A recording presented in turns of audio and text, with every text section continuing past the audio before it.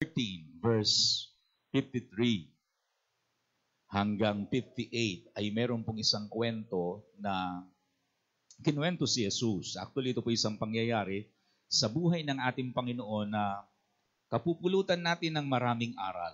Okay? In Matthew 13, 53 to 58. Pwede po bang basahin natin ng sabay-sabay? Alam ko marami pang hindi nagbasa ng Bible kanina, so bawi na kayo. Ito na. Ang sabi ng Bible, umalis si Jesus mula roon. Bago natin ituloy ang pagbasa para ma-appreciate natin, let me just give you a little background about the verse. Si Jesus ay nagpunta sa maraming lugar performing miracles upon miracles. Gumawa siya ng mga himala, mga milagro. Ganito po yung picture, no, para makita ninyo. Kung halimbawa si Pastor Henry ay tiga-Alabang. Tingnan po niyo ako. Si Pastor Henry ay tiga-Alabang. Dito po siya nagpapastor. At naisipan niyang magpunta ng Pampanga. At sa Pampanga ay nakagawa siya ng maraming himala. Wow, nabalitaan natin. Nakakita ang mga bulag. Nakalakad ang mga lumpo. Gumaling ang mga may sakit. At ang sabi ni Pastor Henry sa kanyang sarili, babalik ako sa aking sariling bayan. Babalik ako ng Alabang. Ano kaya magiging reaksyon ng mga tiga-Alabang?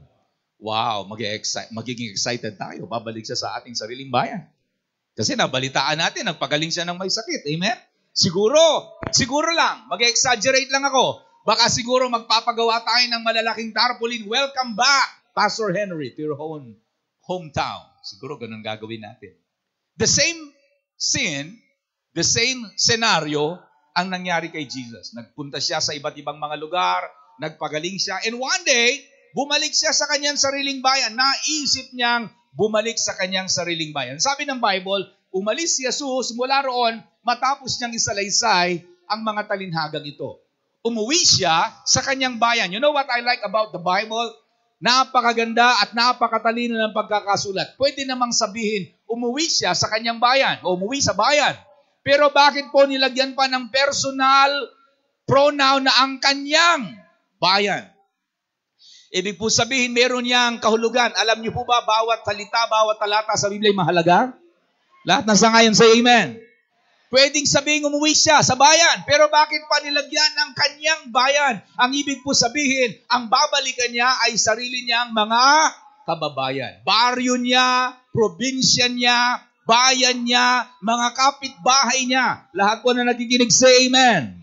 So, meron siyang babalikan, yung kanyang sariling bayan. And then, ang sabi ng Bible, at nagturo siya sa kanilang sinagoga. Nandun na naman po yun.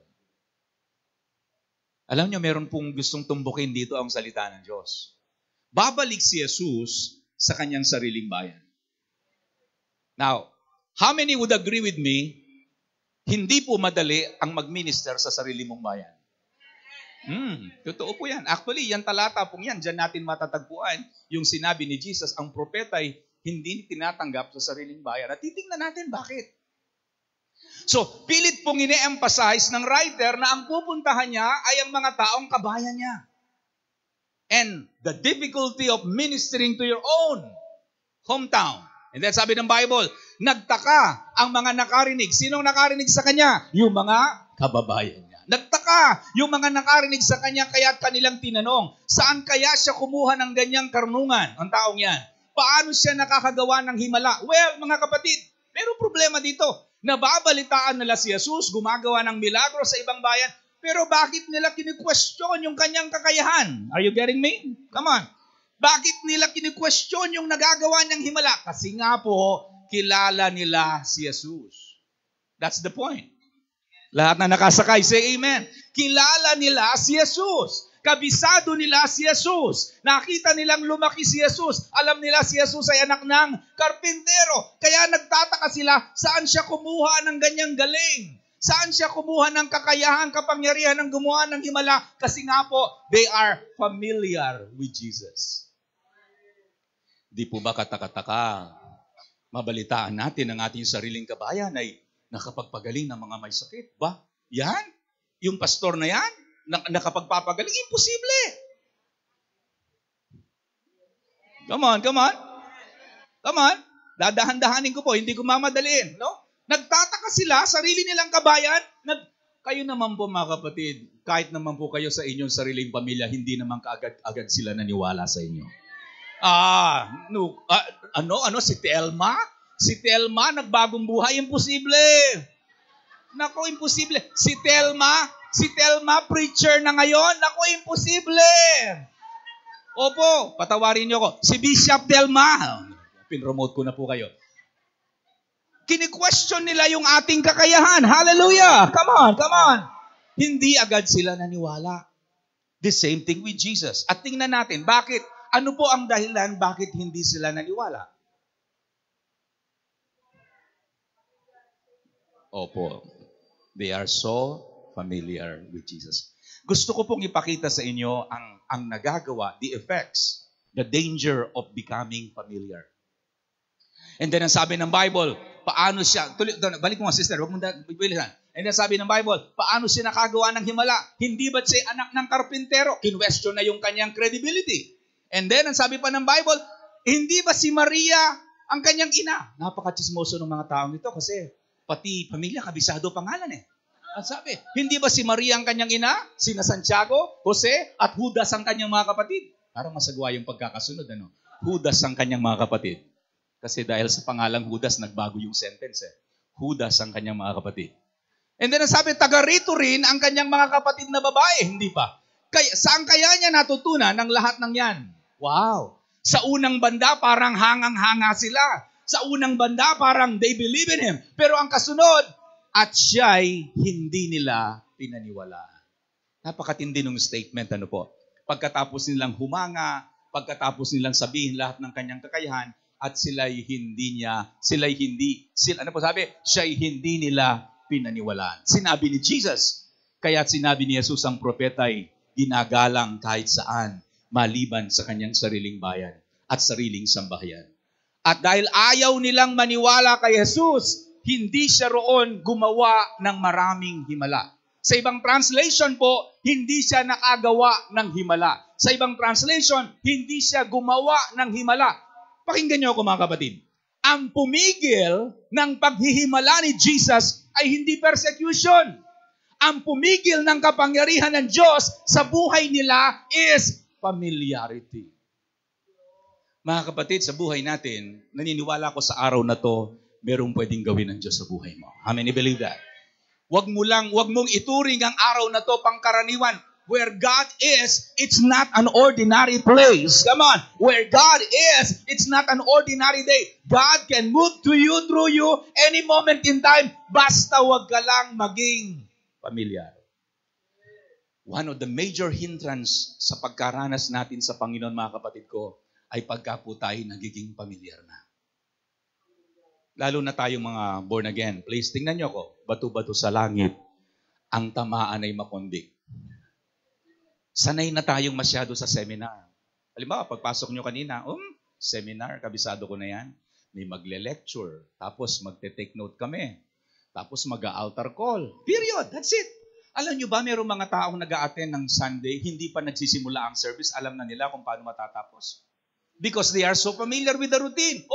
Alam ko na. Opening prayer. Tapos praise and worship. Pagkatapos ng praise and worship, mangangaral si pastor. Pagkatapos mangaral ni pastor, offering. Tapos benediction. Amen! You see, masyado nating kabisado ang takbo ng mga gawain na nagtutulak sa atin para maging pamilyar. Pero yung pagiging pamilyar ang nagsasara ng ating mga puso sa panibagong pagkilos ng Diyos.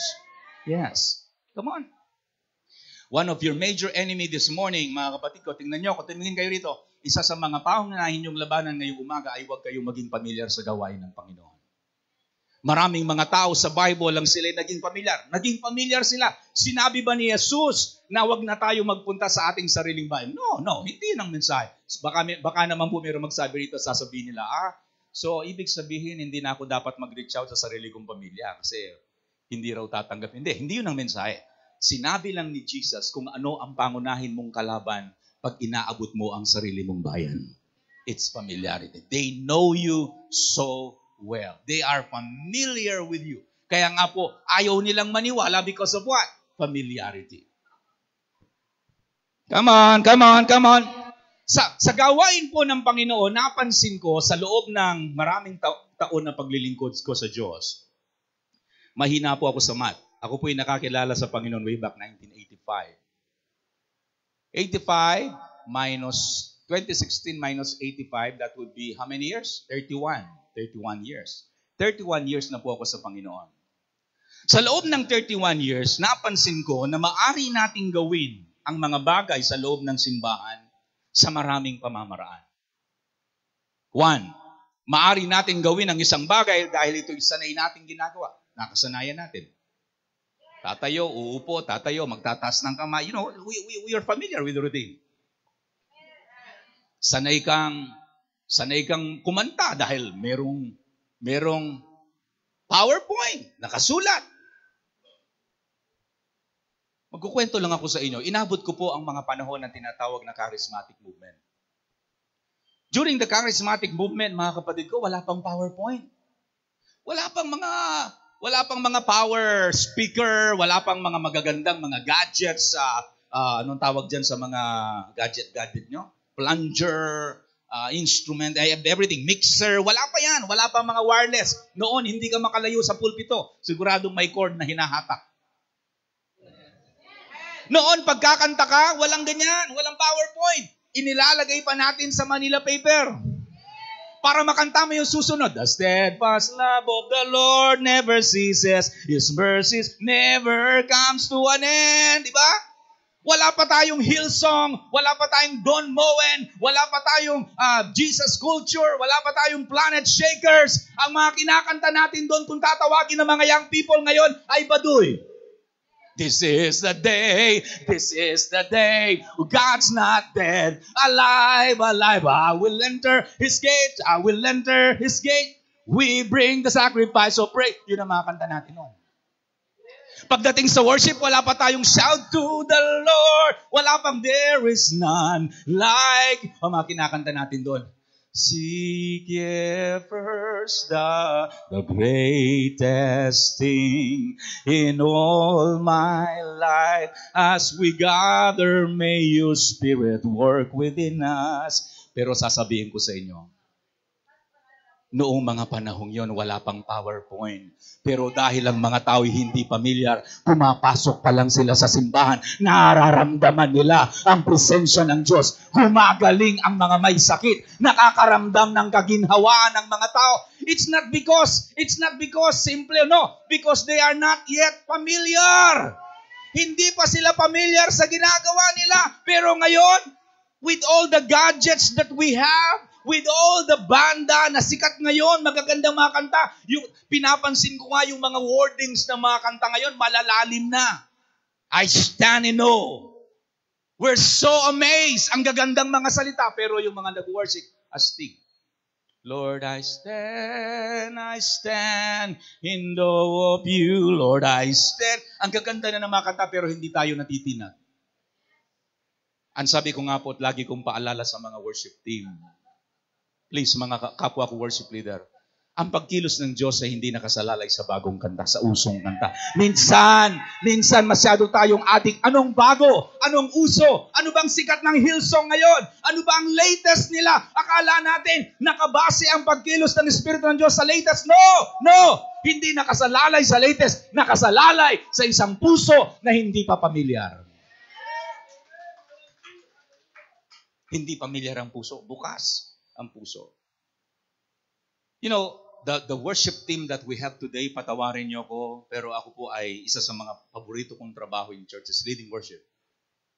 I'm a worship leader at the same time a preacher. Kung papipiliin niyo ako sa dalawang trabaho, I would rather be a worship leader. It's an honor to lead people into the throne of God. Karangalan po yan. Naalala ko nung una akong, let me use the word, na-discover ng aking pastor. Magkasama po kaming sumasamba sa harap. Narinig niya akong kumanta. Sabi niya, Alan, narinig ko magandang boses mo, anak. Bakit hindi mo ipagamit kay Lordan? Alam niyo, nung sabihin niya yun, lumundag ang puso ko. Dahil hindi niya alam, matagal ko ng pangarap maging worship leader. So, pagkatapos ng service, tinanong ko, Pastor, kailan po? Akala ko sasabihin niya next month. Akalain niyo ba naman sabihin niya next Sunday? Laking gulat ko po. Alam nyo, talagang daig ko pa ang tumama sa pinagsamang wedding at loto. Wala naman tumataya ng wedding at loto rito, no? Sobrang tuwa. Sunday nung sabihin niya, next Sunday na raw po ako maglilid. Anong ginawa ko? Monday pa lang, ang laman ng panalangin ko, Lord, maglilid po ako sa linggo. Tuesday, Lord, maglilid po ako sa linggo. Wednesday, Lord, maglilid po ako sa linggo. Bigyan niyo ako ng tamang kanta. Kita mo, pati kanta, hinihingi ko sa Kanya. Pati line-up ko, hinihingi sa Kanya. Dumating ang Huwebes, Lord, yung laman ng aking panalangin sa buong linggo, yung aking gagawing paglilid, meaning tama yung aking preparation. Tama yung puso. Dumating ang Biyernes, walang nag-utos sa akin, nag-fasting ako. Why? Bakit po ako nag-fasting? Because I believe there is power in worship. How many believe there is power in worship? Kapatid ko, ang sabi ng Bible, God, ewan ko sa Bible nyo, pero ang sabi ng Bible ko, God inhabits the praises of His people. Ang Diyos ay bumababa sa papuri ng Kanyang bayan. Habang sinasamba natin siya, ang Diyos ay bumababa. Well, kapatid, kung hindi kayo naniniwalang may kapangyarihan ng sumamba, huwag na tayong magkantahan. Mag-special number na lang tayo. But how many of you believe there is power in worship? Well, eto na naman ang familiarity. Sasabihin ng familiarity, mayroong may sakit dyan. Gagaling din yan mamaya pag nag-altar call si pastor. Pagkatapos ng pangangaral, gagaling yan. Sinong nagsabi sa iyong nakaschedule ang pagpapagaling ng Diyos? Sinong nagsabi sa iyong may oras habang sinasamba natin ng Diyos ay maari ng kumilos ang Diyos? Come on, brothers and sisters, go back to your Bible. Basahin niyo muli ang Bible niyo, tingnan niyo kung anong role ng worship. Hindi ba sa worship, habang tumutugtog si Haring David para kay Saul, lumalayas yung depression kay Saul, lumalayas yung masamang espiritu kay Saul? Dahil sa kanta, di po ba sa mga unang gera, sino ang pinapauna ng Diyos sa gera? Yung tigapana? No. Pinapauna ng Diyos yung mga manganganta, yung mga nagdadala ng banner, yung nagdadala ng tambourine, yung nagdadala ng Ark of Covenant, isn't it? Meron pong role ang pagsamba. May nagagawa ang pagsamba sa buhay natin. Minsan naaawa ko sa mga nanay o mga sister, mga tita na matagal maligo sa banyo. Takang-taka sila bakit yung anak nilang dalaga ayaw mag-church, ayaw mag-attend ng worship. Kasi si nanay, sabi nung habang naliligo yung nanay sa banyo habang nagsha-shower, sabi nung anak, Nay, dali mo, malilate na tayo. Sasagot yung nanay sa banyo, Nak, hindi pa. Kantahan pa lang yan. Anong tawag mo sa worship? Kantahan. Ano palagay nyo sa church? Video, okay? That is how we treat worship. Minsan, ang lalakas pa naman ng loob nating ibalandra sa mga billboard natin sa lahat, sa labas, worship service. It starts at 8:30. Anong oras ka dumarating? 9 o'clock. Yung iba dumarating pag oras na lang ng pangangaral. Ouch. Kaya nga po tinawag na worship service kasi ang church natin ay simbahang nagpapahalaga sa pagsamba sa Diyos. Let me tell you, for your learning, ang service po natin, ano man ang church na kinabibilangan nyo, inahati sa 3 ministry. God ministering to us, you ministering to God, and we ministering to one another. 3 yan. Ulitin natin ha. God ministering to us ministering to God, and us ministering to one another. Ito po yan. Sa pagsamba, tayo ang nagmi-minister kay Lord. Sa pangangaral ng salita ng Diyos, ang Diyos ang nagmi-minister sa atin. Pagkatapos nating matanggap ang salita ng Diyos, nagbabatian tayo, nagyayakapan tayo, we minister to one another. Have you realized, pag hindi ka dumadalo ng pagsamba, you are ministering, you are missing your part. Hindi mo ginagawa yung role mo in ministering to God. Hallelujah! Can I have an amen? Masyado tayong nagiging pamilyar. Pastor Alan, paano po ako magiging pamilyar? In many ways, kapatid. Pwede kang maging pamilyar sa worship.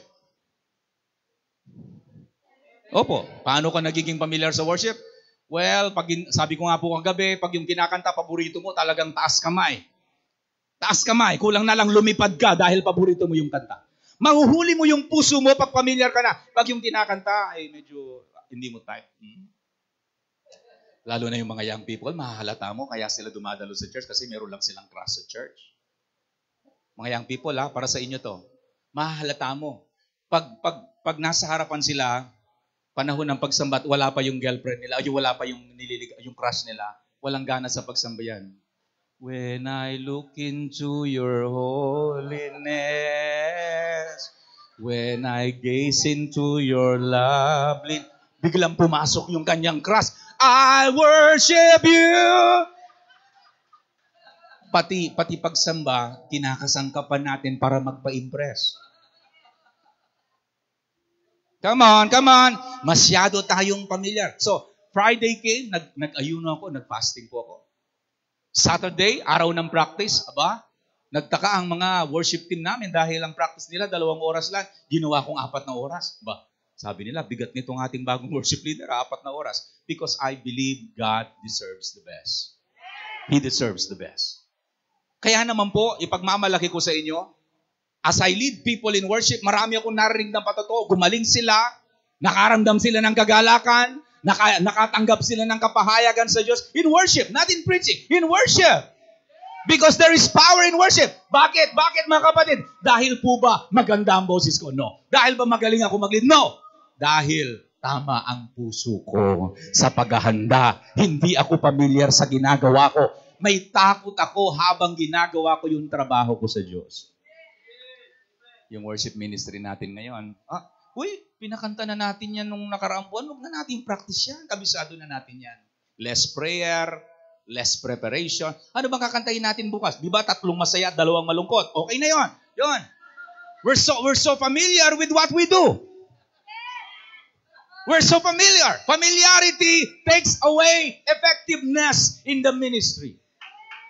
Familiarity takes out the passion. Tinatanggal nito yung passion sa'yo. Tinatanggal nito yung devotion. Tinatanggal yung intimacy. Tinatanggal yung anointing sa paglilid mo because you're so familiar with what you do. Merong isang kilalang mangangaral way back, hindi ako nagkakamali, 90s. Ang nag-fall, listen carefully, nag-fall because of some issues in the church. Kilala niyo to? Pinuntahan siya ng isang sikat na mangangaral na nagngangalang John Bevere. Ang sabi ni John Bevere kay Jim Baker, kilala niyo si Jim Baker? PTL. Sabi niya, Mr. Jim Baker, anong nangyari, sir? Bakit kayo nag-fall? Hindi niyo na ba mahal ang Diyos?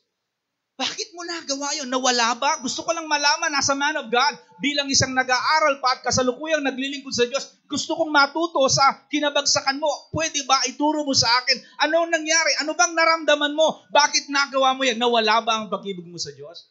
Ang sabi daw po ni Mr. Jim Baker kay John Bevere, Jim, never have I lost my love for God. Pero alam mo kung ano nawala sa akin? I lost the fear of the Lord. Nawalan ako ng takot. Akala ko master ko na lahat. Akala ko kabisado ko na. Mga kapatid, kung hindi tayo magbabantay, isang mawawala sa atin as we do things is the honor. It's the fear. Pag wala ka ng takot, pamilyar kayo, Bishop, Pastor. Pag unang naglilingkod, pag unang salang, lahat ng takot nandun. May panginginig pa, nervous pa. Mapanalanginin. Mapag-fasting as they do things. Pero, sabi nga ng ilan, kailan sila tumatagal sa ministry, nagiging professionals na sila. Yun ang nakakatakot. Actually, hindi naman kayo professionals. Familiar kayo. Tao po. Can I have a loud amen? Pastor Alan, sino po ba ang mga madalas mabiktima ng familiarity? Are you ready for this? Lahat ng ready, say amen. Open rebuke is better than secret love. Sino ang madalas tamaan ng familiarity sa loob ng simbahan? Number 1, kaming mga pastor. Yes. I will admit it. Dumating ako sa punto na dahil magaling na akong mangaral, sanay na ako. Alam niyo po, tatapatin ko kayo Kahit hindi ako nakatingin sa notebook ko ngayong maghapong ito, pwede kong iaral ang aking iaral. Dahil matagal ko na itong inaaral. Pero bago ako bumangon kaninang umaga, lumuhod ako sa Diyos, nanalangin at sinabi ko, Lord, ayaw ko pong gawin dahil sanay ko lang gawin. Ginagawa ko to dahil mahal kita. May pagkatakot ako sa iyo, nagpapako. Binabantayan ko yung sarili ko na hindi ako nagiging pamilyar. And I dare and I challenge you to do the same. Mga worship team, wag lang kayong tatayo dahil magaling kayong kumanta. Wag lang kayong tutugtog dahil magaling kayong tumugtog. Wag lang kayong mag-ushering dahil kabisado nyo mag-usher o maganda yung smile nyo. No! Do it in honor of the Lord and in the fear of God. Papanatilihin natin ang takot sa Diyos. Tingnan ko lang kung hindi babalik ang gloria sa loob ng simbahan. Kung lahat ng nandito sa loob ng simbahan, tama ang puso at hindi sila pamilyar. Come on, come on, come on. Say amen. Pastor. Lalo na ngayon, mga pastor, pagtapatan po tayo with all respect. Pag masyado na tayong sanay sa pangangaral, ako po dumating ako sa point na masyado na akong dependent sa mga libro. Wala na akong personal meditation. I believe God is using books. Opo, ginagamit ng Diyos yung mga writer para pero hindi po habang panahon nakasandal ka sa mga libro.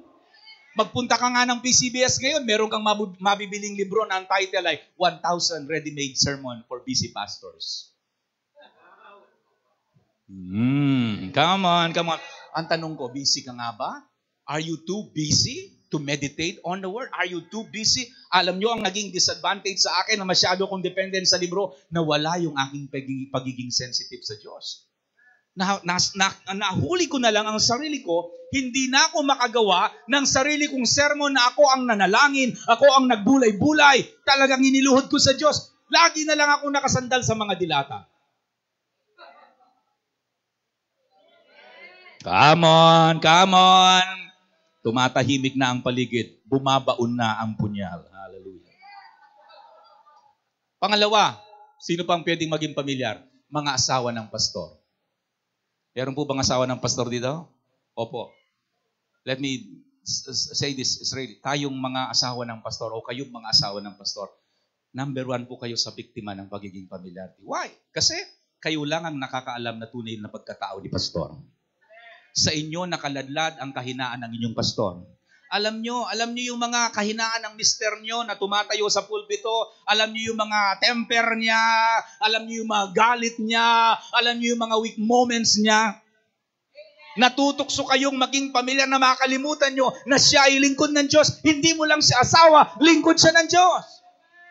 Kaya pagtayo ng asawa mo sa pulpito at sabi ng asawa mo, well, mga kapatid, ang topic ko po ngayong umaga na binigay ng Diyos sa akin is how to develop patience. Ang sabi ng misis habang nakaupo, sige nga, subukan mo nga yan, bagay sa yan. Palagay ko para sa iyo yan. Sige. Because you're so familiar with your husband. Kabisado mo ang kanyang kahinaan. No wonder, ikaw mismo ay hindi napapagpala sa mensahe ng iyong asawa. Because you're familiar. Isang araw I think it's Elijah or Elisha. I forgot. Siya'y umakyat sa isang burol. Dahil si Elijah isang kalbo. Excuse me sa mga kalbo. Wala po akong intensyon na kayo ay patamaan. Ang sabi ng Bible, nung makita siya ng mga 42 young people, nung makita nilang umaakyat ang propetang kalbo, sinimulan siyang tuyain. Ang sabi ng Bible, kalbo! propetang kalbo!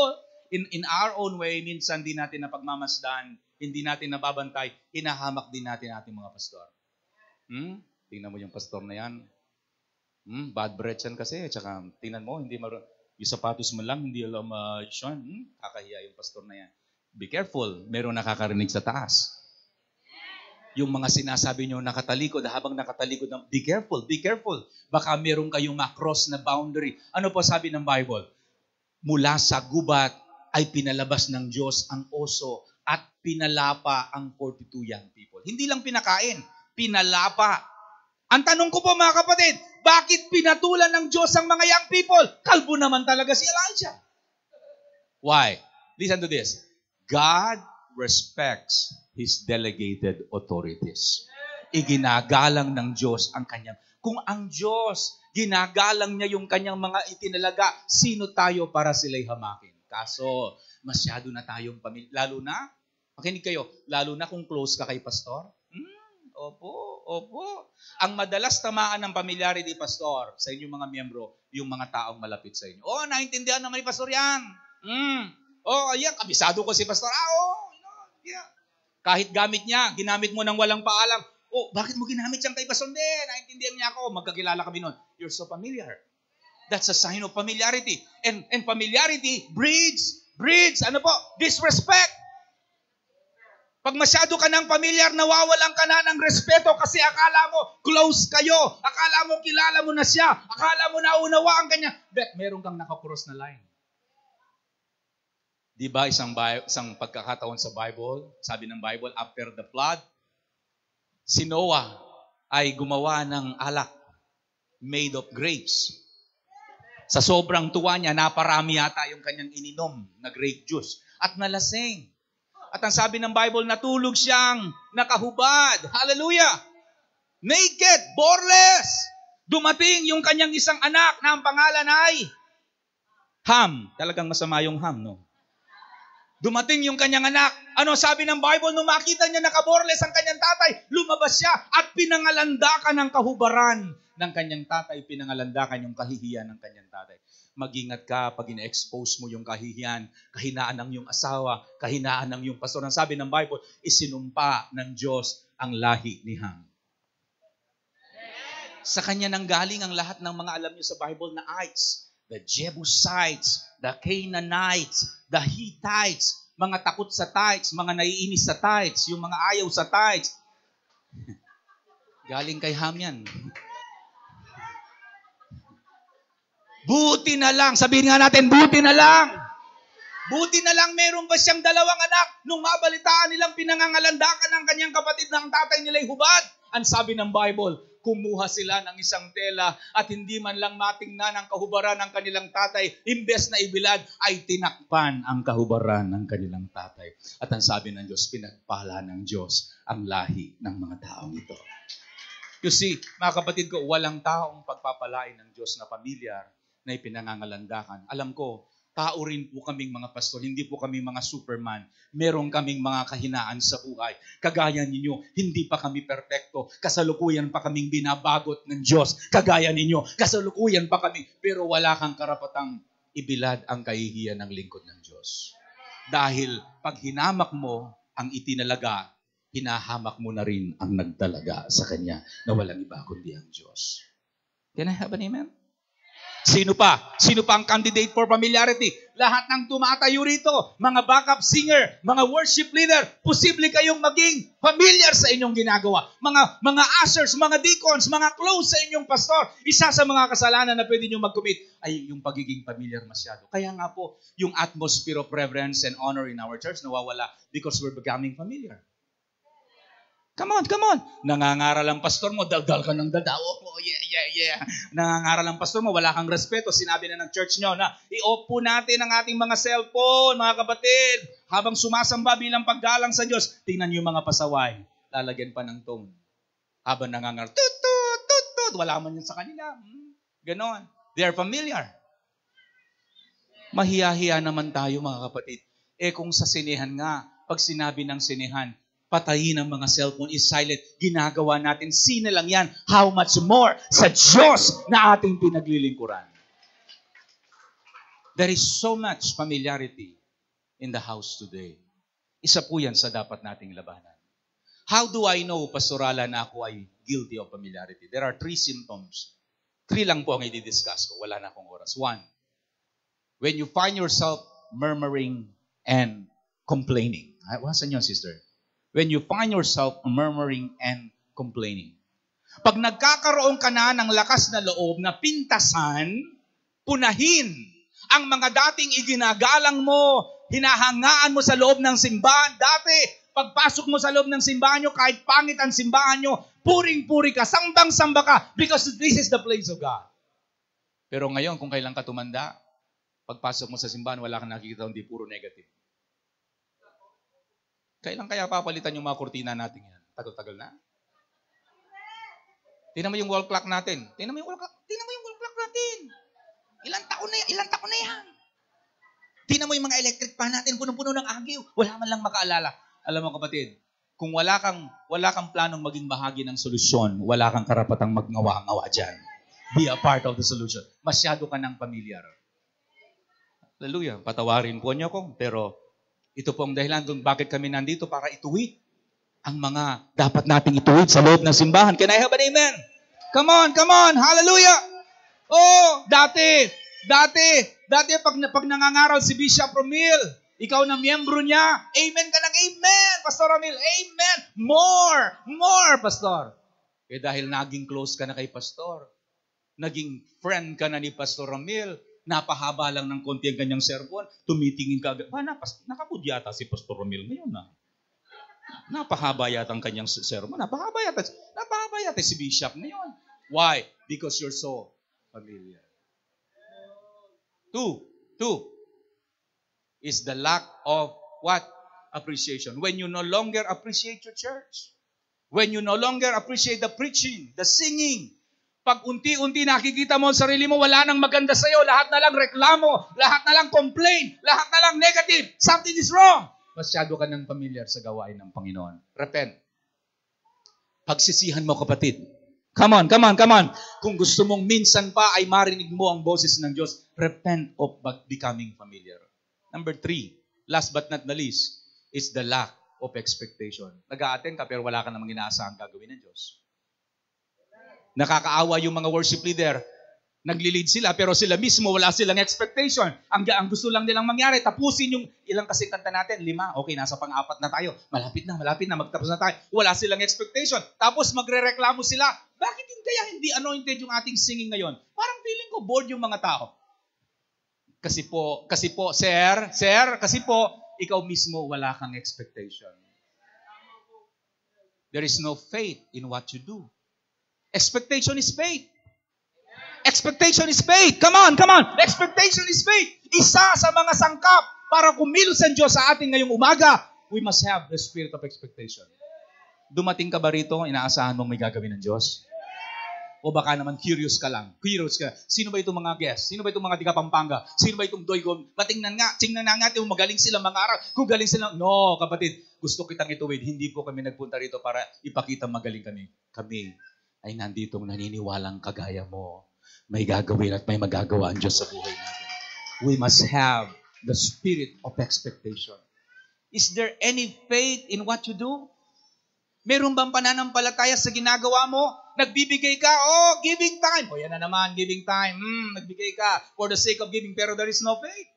Nagtataka ka, bigay ka ng bigay, wala nang bumabalik. Bakit? There is no faith. Hindi ka naman talaga naniniwalang may magagawa ang Diyos sa pagbibigay mo. We must have faith. Is there any expectation? Labanan natin ang familiarity, kapatid. Labanan natin. I challenge you. Gusto niyo po bang magbago ang atmosphere bukas sa worship? Sa inyong service bukas, gusto niyo bang magbalik ang init? Come on. Gusto niyo bang magbalik ang atmosphere? Labanan natin ang familiarity. Kanino magsisimula? Sa atin. Ngayong umaga, ituwid natin ang ating puso. Lord, na-realize ko, masyado na akong familiar sa ginagawa ko. Shall we bow our head, please? Shall we bow our head? I can sense the Spirit of God in this place. There is a spirit of correction ngayong umaga. Nararamdaman ko. Itinutuwid ng Diyos ang ating puso. Alam nyo, ang restoration at revival ay hindi nakasalalay sa mga public gathering o sa dami ng tao o sa isang revival night. No. Revival may happen to this morning, today. It will start from your heart. Mga kapatid kong manggagawa, nararamdaman mo pa ba? May takot ka ba sa Diyos sa ginagawa mo? May respeto ka pa ba? May respeto ka pa bang natitira sa pastor mo, sa lingkod ng Diyos? Paano mo siya nakikita? Nakikita mo ba siya bilang isang graduate ng DD, PhD? Baka naman mababaw ang paningin mo, kapatid. Tingnan mo siya ngayong umaga bilang isang lingkod ng Diyos. Narinig mo ba ang sarili mo kung gaano ka manira, kung gaano ka magsalita, katapang? Nagtataka ka kung bakit itong mga crisis na sunod-sunod sa buhay mo, hindi mo alam, bunga pala ng pagiging pamilyar mo. Oh, Jesus, I want you to lift your hands this morning. Kapatid, ngayong umaga, kung ang narinig mo ay boses lang ni Pastor Alan, kawawa ka. Kung ang narinig mo ngayong umaga ay pangangaral lang ni Pastor Alan, kawawa ka, kapatid. Something is wrong. Pero kung narinig mo ngayong umaga ay boses ng Diyos na nagsasabi sa iyo, anak, I want you to go back to your first love. I want to restore the passion in you. May nawala sa'yo, anak, may nawala. Yes, nakikita ko, masipag ka, gumagawa ka, ang dami mong accomplishment, pero merong nawala. Nawala ang passion. Nawala yung init, nawala yung apoy, nagtataka ka. Dati pag nag-worship leader ka, ikaw mismo nararamdaman mo yung apoy, pero lately nararamdaman mo something went wrong. Kapatid, ngayong umaga, seryoso ako. Dahil seryoso ang Diyos na pinaglilingkuran natin. I dare you, I challenge you this morning. Bakit hindi mo harapin si Lord ngayong umaga at umamin ka? Lord, umaamin po ako. Umaamin po ako. Naging pamilyar ako dahil ako ang naka-assign. Ako ang nakatoka. Ako ang naka-duty. Kaya ako ginagawa kasi out of responsibility. Nahihiya ako kay pastor. Baka ako'y masita na hindi ko ginagawa. Pero na-realize ko, mas takot na ako sa tao. Pero wala akong takot sa iyo, Panginoon. Panginoon, patawarin mo ko. Kung ikaw yan, kapatid, gusto kong itaas mo ang iyong kamay ngayong umaga, umamin ka sa Diyos. Come on. Especially you people na tumatayo sa altar, kasama ng pastor. Seryosong panawagan ito, kapatid. Let's go back. Let's go back to our job. You know, mga kapatid, your first job is not to lead. Your first job is not to preach. Your first job is not to make a sermon. Your first job is to be close to Jesus. Close to God. I want you to stand and begin in speaking in tongues. Come on, stand up. Raise your hands. Come on, lift up your hands, people. Seryosohin natin ngayong umaga. Please, kung nawawala ka sa sarili mo ngayong umaga, gisingin mo sa sarili mo. God is here in this place. I can sense the presence of God. You know, matagal ka ng preacher, pero nakikita mo maging sa pangangaral mo, mayroong nagbabago. Pababa, hindes na paangat, pasulong pababa ang nangyayari. Something is wrong. I want you to pray. This morning. Kalimutan mo muna yung nasa TV mo. Begin to open your mouth and speak in tongues. Come on, pray in the Spirit. Loud. Come on, pray in the Spirit. If you are not baptized, you speak in your own language. Begin to worship the Lord. Come on, people. I want to hear you. Call.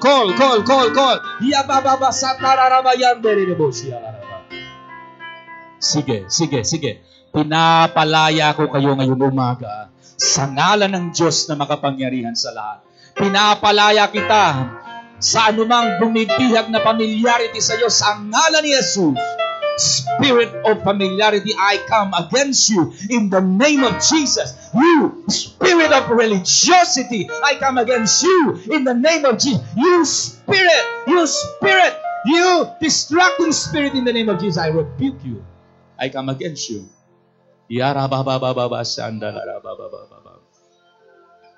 Come on, church. I want to hear you. Oh, walang pinipili ang aral na to. Mapapastor ka, manggagawa, miyembro. This is for you. This is for every one of us. Come on. Salamat, Panginoon. Jesus. Oh, God. Thank you, Lord. Taas natin ang ating kamay, mga kapatid. Come on, please.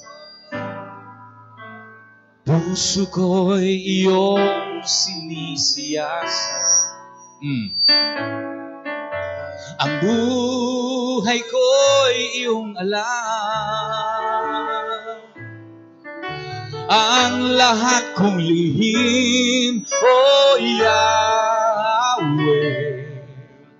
ay tiyak mo ngang nalalaman ang lahat ng aking ginagawa. Siya nga po, Lord.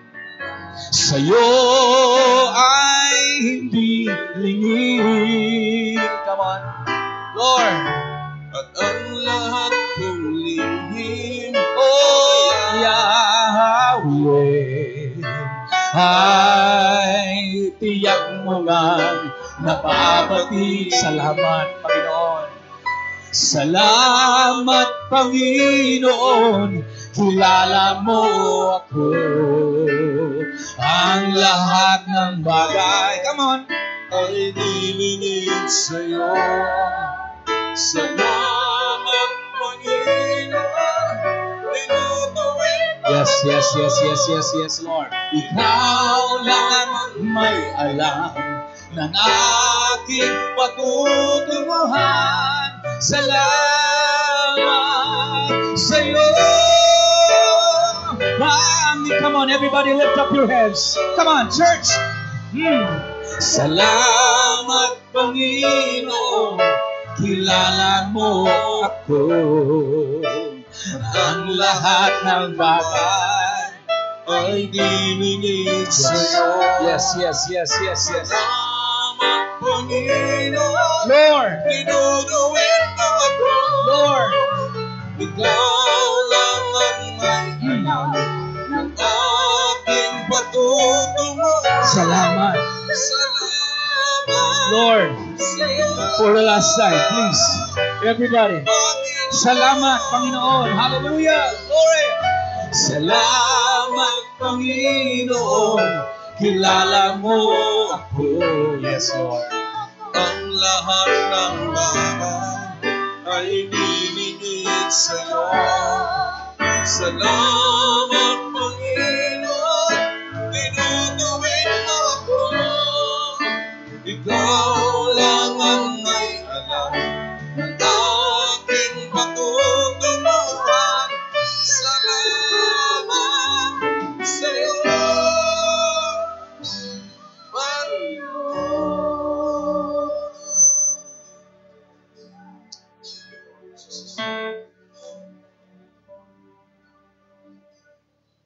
Thank you, Jesus.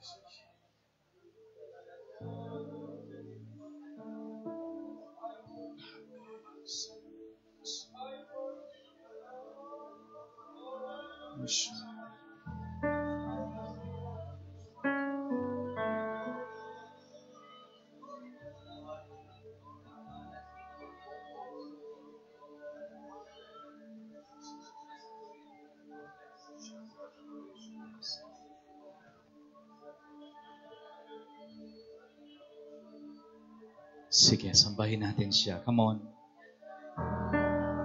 Come on. Open your mouth and just bless the Lord. Bless the Lord. Bless the Lord. Bless the Lord.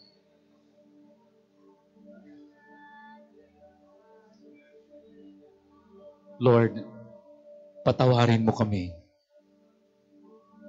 in behalf of our church. Sa lahat po ng familiarity na meron kami. Kung masyado na kaming naging sanay sa mga ginagawa namin at nawala na ang pagkatakot, patawarin mo kami, O Diyos. Idinadalangin ko ang mga manggagawa, mga pastor, Lord. Ibalik mo ang tapang. Tapang na ituwid ang dapat ituwid. Itama ang dapat itama. Panginoong Diyos, sa umagang ito, nagbabalik loob kami sa iyo. Ibalik mo, Panginoon, ang passion in our hearts. The fire. Ang apoy, Panginoon, ay muli mong mapag-alapin sa aming mga puso. Ang passion, Lord, for you. The love, Lord, the first love that we have for you, God. Salamat po, Panginoon. Open our eyes this morning. Open our ears, Lord, that we may hear and see. Ama, salamat po. I give you all the glory and all the honor. In Jesus' mighty name, tayo pinagsabi ng amen.